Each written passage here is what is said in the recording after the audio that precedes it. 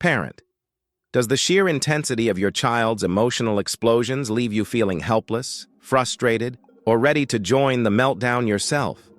You've tried timeouts, reasoning, and ignoring, but nothing seems to stop the red-hot rage or the complete shutdown.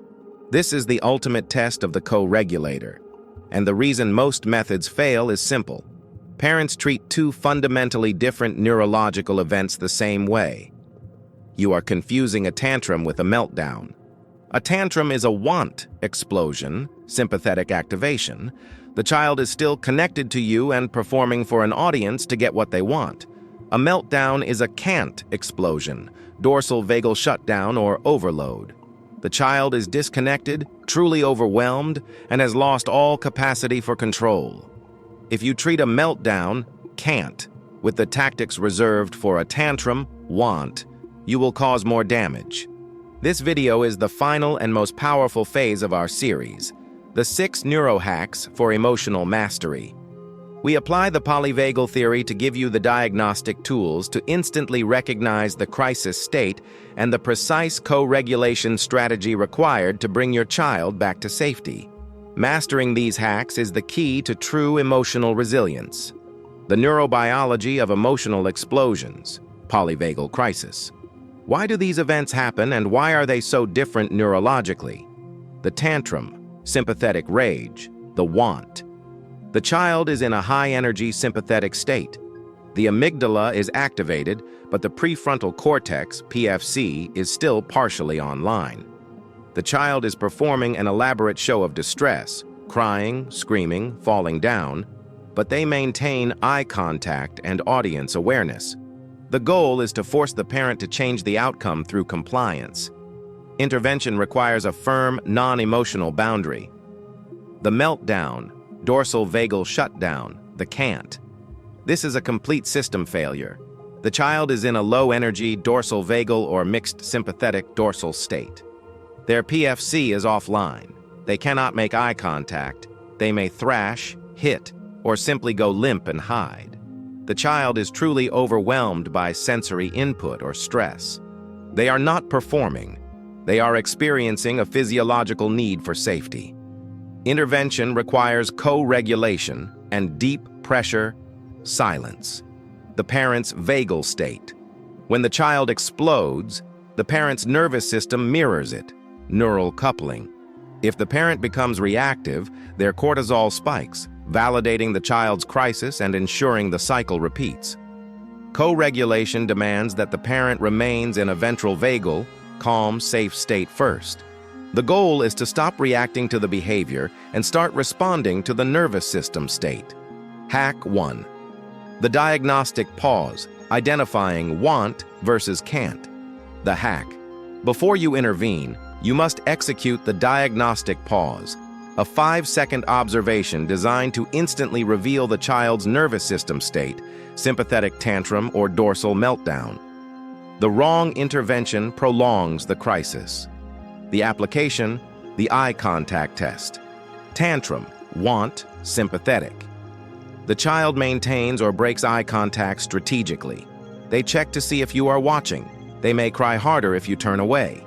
Diagnosis, they are still connected to you and performing. The PFC is available. Meltdown, can't, dorsal, vagal. The child avoids eye contact completely, shields their face, or seems totally disconnected from the environment. They may curl into a ball or run away from noise. Diagnosis, the PFC is offline.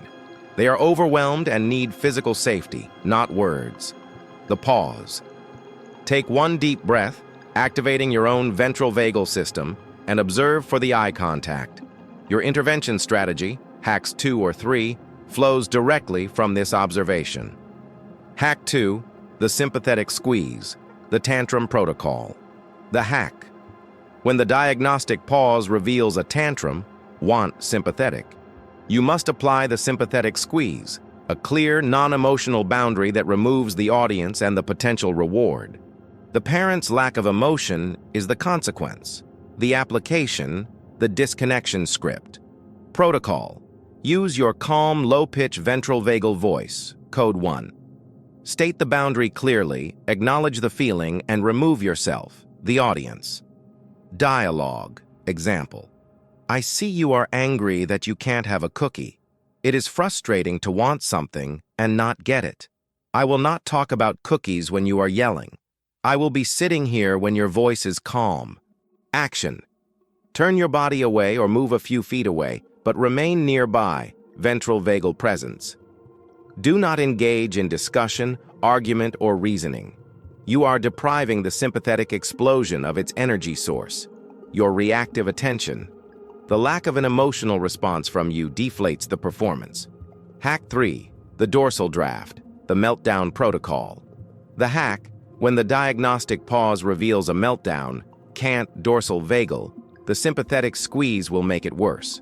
The child needs a dorsal draft, a gentle, silent pull back to safety using co-regulation, deep pressure, and sensory minimization. The application, pressure and silence. Protocol, no talking, no eye contact, which is overwhelming, and use physical pressure. Get low, below the child's eye level. Action. Guide the child to the co-regulation zone. Hack 4. Offer deep pressure, e.g., a tight bear hug if accepted, or a heavy blanket, or simply placing a steady hand on their back or shoulder. Deep pressure activates the parasympathetic system, physically overriding the dorsal vagal shutdown. Dialogue. Utter silence or low rhythmic humming, ventral vagal sound. The only words should be short, soft statements of safety. I am here, you are safe. The goal is to lend the child your calm nervous system until their own PFC can reboot. Hack 4. The co-regulation zone, prevention and practice.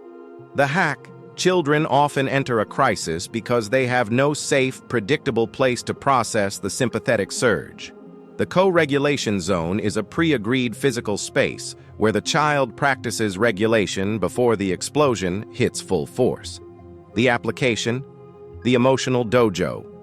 Design, a quiet corner, a beanbag chair, or a small tent. It must contain sensory regulation tools, a weighted blanket, a bottle of water, a few soft objects to squeeze, fidgets. Crucially, it is designated as a place for calming, not for punishment. Teaching the tool. Practice using the zone when the child is calm. When your body feels angry, we take it to the dojo to get strong again.